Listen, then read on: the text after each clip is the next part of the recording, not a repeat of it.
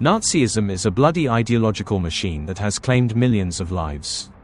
After the end of World War II, many high-ranking officials were caught and punished. Someone was tried and thrown behind bars, someone was executed. But all these punishments did not bring the victims of the regime back to life. And what if the main associates of Nazism could be eliminated even before they stained their hands with blood? Could multi-million casualties have been avoided? Unfortunately, it wouldn't work. Reinhard Heydrich, head of the RSHA, the body that controlled the Nazi death squads, is a striking example of this. His murder did not stop the violence, but on the contrary, only accelerated and increased the terror against Jews and enemies of Nazi Germany. British intelligence services planned Operation Anthropoid for more than a year. The scenario of the murder of Reinhard Heydrich in March 1904, the one who in a few decades would be called the Prague Butcher, was born. His parents gave him the name Reinhard. Growing up in a family of musicians, he was fond of playing the violin since childhood. But this was not all his talents. Reinhard had a keen interest in fencing, running, and sports in general. His father taught Heydrich patriotism from an early age, and, as the 30s will show, he will learn his lessons well. Studying at school was excellent. The family was not poor. But even despite this, Reinhard grew up insecure. As a child, he was laughed at because of his thinness, tall stature and thin voice. It will only later turn out that he is actually a perfect Aryan. But he was most offended by rumors about Jewish roots. Whether it really existed is not confirmed. As soon as Heydrich opened the case and picked up the violin, his face began to shine. Despite his tough nature, his eyes radiated warmth at such moments. He was a completely different person, as if two souls were in the same chest. In 1922, Heydrich joined the ranks of the Reichsmarine, the German Navy. Things went so well there that after 6 years of service, he was promoted to the rank of sub-lieutenant. Reinhard proved himself well, did not shy away from rough work, often helped his colleagues, giving good promises. It seemed that Heydrich could be assigned tasks of any complexity. After all, during his entire service until 1931, he never once made a mistake. Wilhelm Canaris helped him. He taught Heydrich everything he knew about naval work, intelligence, and special service organization. Later, this information will be very useful to the Prague Butcher in the leadership of the Nazi special services. It turned out that Canaris created a monster that was almost his best friend at first, and later would turn into a bitter enemy. Wilhelm Canaris, German general and head of Abwehr Army Intelligence. He was a decorated veteran of both World Wars.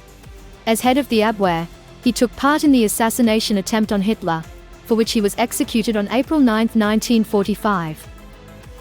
Despite all the successes, Reinhard did not succeed with his further career in the Reichsmarine. All because of his weakness for women. The thing is, before joining the Navy, he was already engaged, but in 1930 he met another girl, Lena von Osten, to whom he proposed. And it was this moment that became a turning point in his life. Upon learning about Reinhard's new relationship, the father of his former fiancée, who had many connections in the military, did everything to ensure that Heydrich would never see the Navy again. He was fired. He left the service in April 1931 to return to civilian life. But it turned out that his new fiancée would introduce him to Nazism. There it doesn't matter to whom or how many times Heydrich proposed. Devotion to ideology and usefulness to Hitler's ideas were key. Heydrich was dismissed from his post.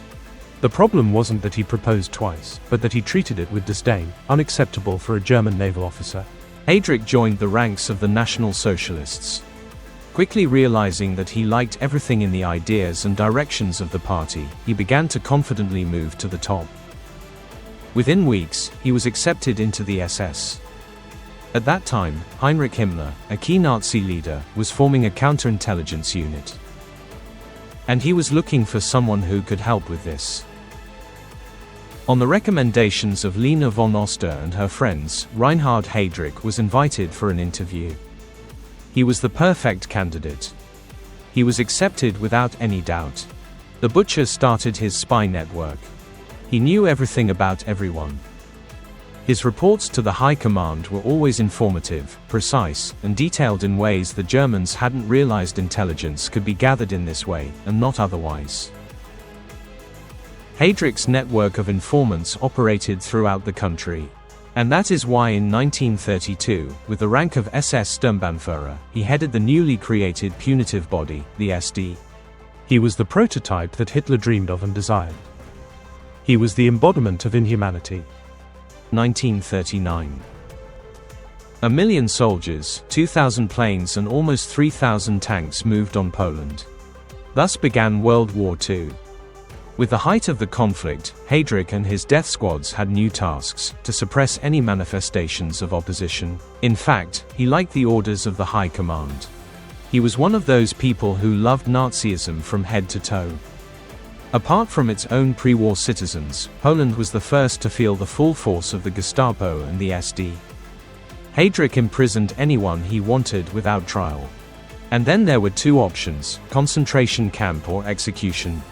The task of Heydrich's units in Poland was to decapitate Polish society, to kill the local elite, priests, professors, politicians, and economic leaders, tens of thousands of people.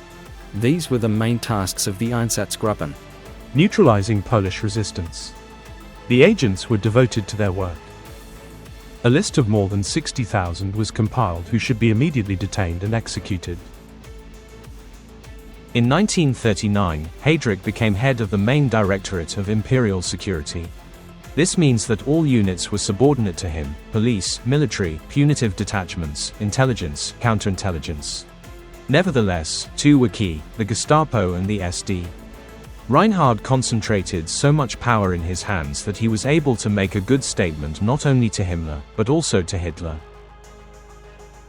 Work to eliminate the resistance movement in Poland has borne fruit. Heydrich's reputation went before him.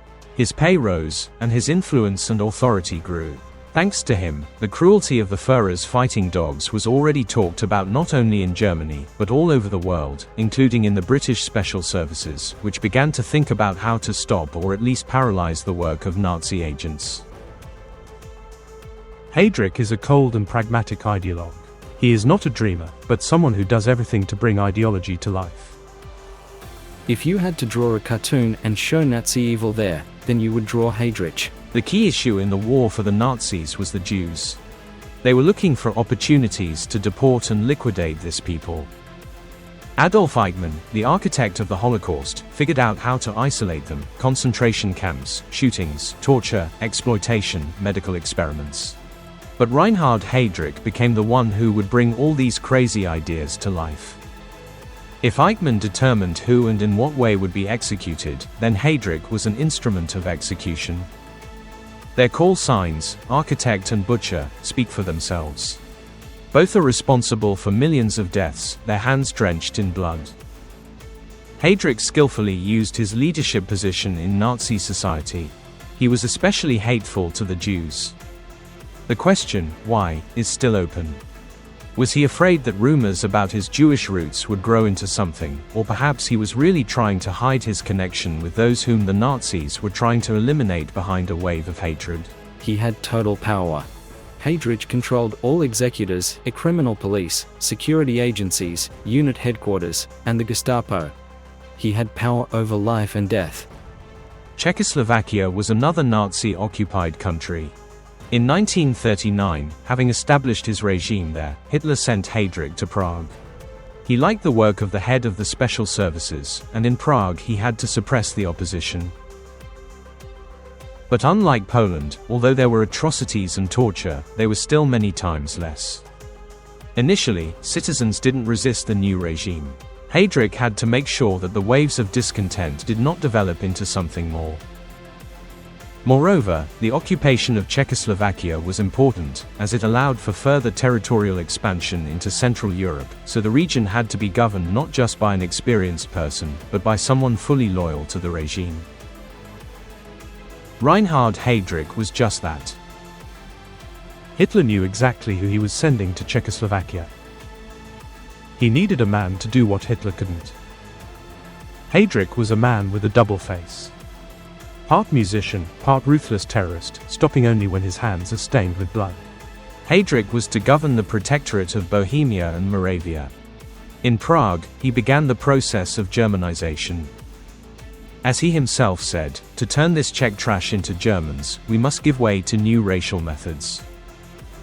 In his view, underground fighters, intellectuals, and anyone opposing Nazism were to face the gallows. Over 100 people were executed on his first day alone. Generally speaking, up to 500 people. Not to mention those imprisoned and sent to concentration camps. His management style in Czechoslovakia was strange, although the strategy worked. With the start of Operation Barbarossa, the 1941 invasion of the USSR, Czechoslovak factories and industrial capacities became key for Germany. They knew increasing Berlin's capacity harmed both the world and themselves. Heydrich came up with an ingenious plan. While his secret services and punitive units were killing oppositionists and dissenters on the one hand, on the other hand, he was generously paying ordinary workers and farmers. By buying their trust, he kept a balance between those who were dissatisfied, because he understood that life in fear and hatred of Nazism would sooner or later end in a coup. He seemed to give with one hand, only to take away with the other. In general, what he wanted to achieve was a state where laboratory workers and other important industrial enterprises would no longer believe anti-Nazi propaganda and go on various strikes. Heydrich was a priority target for Czechoslovak and British secret services. His position in society, influence and authority made him popular among high-ranking circles. There were no plans to kill Hitler, because his death could provoke an even tougher war. Who knows who would take his place? So it was decided to extinguish the fire of Nazism by eliminating people close to the Führer. The operation to assassinate Reinhard Heydrich was initiated by František Moravec, head of the Czechoslovak intelligence. From several scenarios for its liquidation, a premium Mercedes car was chosen. His car was a symbol of his arrogance. He drove around in a convertible, riding in an armored limousine surrounded by tanks on all sides was not for him. Heydrich demonstrated his confidence, saying that I can afford everything I want, and no one will touch me. The British Secret Agency Special Operations Office was responsible for the preparations. They were famous for often developing a variety of secret weapons. They managed to stuff rats with explosives. When the rodent reached its destination, the charge detonated. Or they developed unique machine guns that no one else was in service. One of these machine guns will be used in the murder of Heydrich. This agency was specially created for sabotage work in Europe. Therefore, the planning of the operation was taken very seriously. 20 Czechoslovak soldiers in exile were selected from 2,000 applicants. They were in Britain. In order for the task to be completed, all of them were sent to study in Scotland, where they completed a training course. It included absolutely everything, from hand-to-hand combat to shooting from a variety of weapons. There was no chance for a miss. Heydrich had to be taken out on the first try. If the operation was successful, foreign intelligence services thought that then the mass murders of Jews could be stopped. But, as practice will show, repression couldn't be avoided. Nevertheless, the training of the killers was treated carefully. Our task was to train those fighters from A to Z. We worked out the smallest details to make the mission successful. Out of 24 agents, 2 of the best were selected, Karol Svoboda and Josef Gabček. The main selection criterion was accuracy. From the very beginning, it was planned that one of them would throw a grenade into Heydrich's car. Therefore, they took those who served well in cricket. Both coped perfectly with this task. Both served and had a personal dislike for Nazism and Heydrich personally. Therefore, there was no reason to worry about possible re-recruitment or non-fulfillment of the mission. The military landed in Prague late December 1941. They all vanished into the city. Each had its own separate role. While one group was engaged in establishing contact with a command center in Britain, Gabček and Kubis began their 5-month assassination planning. Initially, there were 3 scenarios. The first was to stretch a rope across the road, and when the car stops, shoot the Nazi at point-blank range. The second was to kill him during a train ride. But the idea was rejected because civilians could have suffered. The third was to shoot and blow him up in a car. No one considered the plan to take him alive in principle. The attackers believed that a man like Heydrich did not deserve to live. You cannot order the execution of hundreds of thousands. No normal person can dream of creating an industrial killing machine, but Heydrich could. May 27, 1942, the day of the attack on Heydrich. From his apartment, the Prague butcher was supposed to fly to Berlin to meet with Hitler, personally report to him on the state of affairs in the country and finally resolve the nuances of the so-called Jewish question. He and the driver went to the Prague airfield where a plane awaited, but they failed to cover even half the distance. Agents were already waiting for him with machine guns and grenades. I was on the lawn then. I saw the whole family in the yard by the door. Heydrich picked up and kissed his daughter Silke. Then he got into the car and drove away. The road to the airfield was well known. It was there that he used to go to work every day. No reason to worry.